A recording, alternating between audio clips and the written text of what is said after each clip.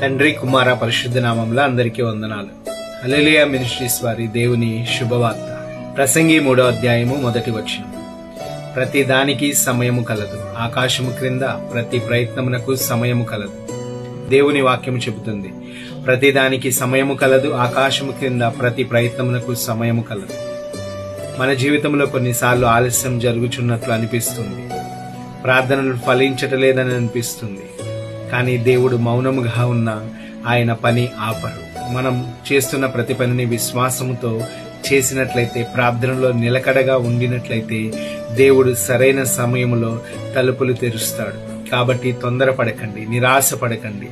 దేవుని సమయం ఇప్పుడు పరిపూర్ణమే కదా. మీరు ఇప్పుడు ఎదురు చూస్తున్న ఆశీర్వాదము లేదా విజయం ఆలస్యం అవుతుందంటే దిగులు పడకండి. మీ సమయాన్ని దేవుడు నేడే నిర్ణయించబోతున్నాడు. ఓపికతో, విశ్వాసముతో, నిరీక్షణతో ఉండండి. దేవుని ఆశీర్వాదాన్ని పొందండి. ఆమేన్.